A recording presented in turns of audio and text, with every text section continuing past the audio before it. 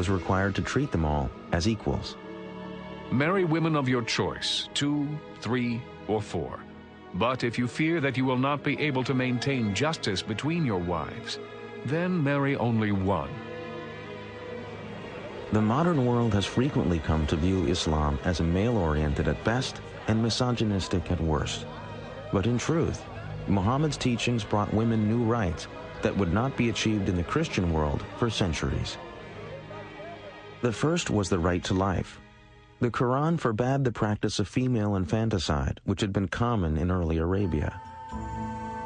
Women were also given the right to an education, to be duly educated as men were, to inherit, which meant that they could buy and sell property, which again would mean that they would have to undertake business transactions. The custom of Muslim women wearing veils is mistakenly pointed to as another indication of Islam's prejudice against women. The emancipation of women was a project that was very dear to the Prophet's heart. There is nothing in the Quran about all women having to be veiled or secluded in a separate part of the house. This is a practice that the Muslims picked up 3 or 4 generations after the death of the Prophet. I feel that being a contemporary educated woman is far more in line with what the Prophet would have aspired for a woman than what we've seen maybe throughout recent Islamic history. Muhammad had achieved enormous success. His followers had grown in less than 20 years from a handful to thousands of converts. But he could not complete his mission so long as the holy site of the Kaaba remained home to idols. In January of the year 630, Muhammad set out for Mecca at the head of an army of 10,000. As the Muslims approached the holy city, Meccan people made no attempt to resist. It was clear that the old gods of the Quraysh were powerless in the face of Islam. The Prophet had no desire for blood. He issued an amnesty as a symbol of his wish to unite all people as the children of one God. The only victims he sought remained sitting in the Kaaba. The Prophet entered the holy structure and proceeded to lead the destruction of all 365 idols as he recited the verse, "The truth has arrived and vanquished falsehood." Muhammad had validated his vision and proclaimed to the world the force and vitality of Islam. By the time of his death, June 632, the Prophet had brought peace to Arabia. He had transformed a religion of many gods into a powerful monotheism based on a moral and ethical guide for daily living.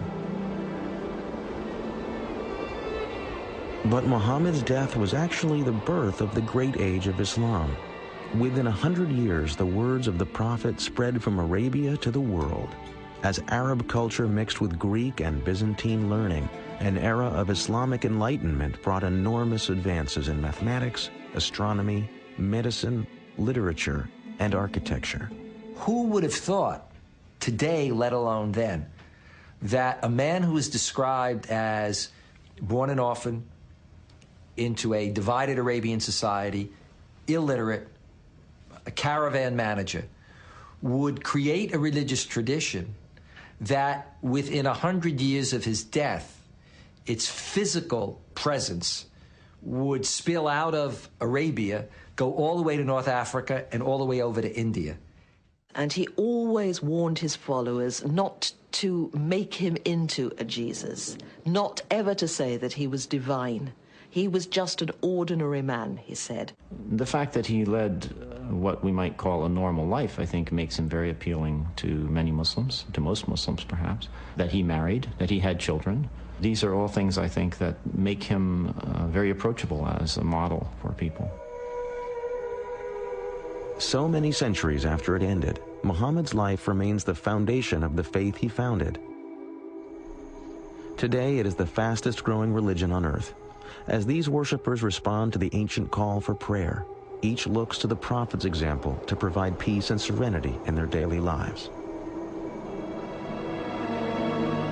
The ancient Kaaba remains in Mecca, and millions of pilgrims arrive each year to retrace the footsteps of the Prophet. The site of Muhammad's ascension on his winged creature to meet God is today the Mosque of the Dome of the Rock in Jerusalem.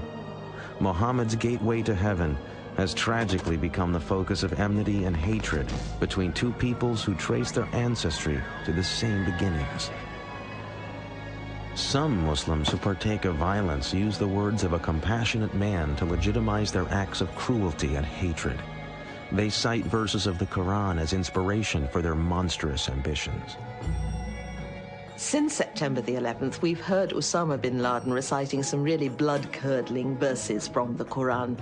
But what bin Laden fails to do is to mention or recite the verses that in every case succeed these ferocious verses, which say, but forgiveness is better. If one wants to take one part of the story, one of the chapters, and develop a conception of the Prophet upon that single chapter, well, of course it's going to be very distorted, and the Prophet is going to be understood as a man of violence and a man of hate. When people commit violence and injustice in the name of Islam, they are committing violence and injustice against Muhammad and God.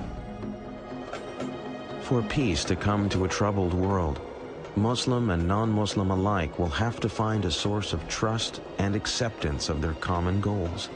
One such source could be a better understanding of the life of Muhammad. Cleansed of the selfish motives that some terrorists wish to give them, the words of the Prophet remain to offer hope and optimism to a troubled world. Whosoever killeth a human being, it shall be as if he had killed all mankind.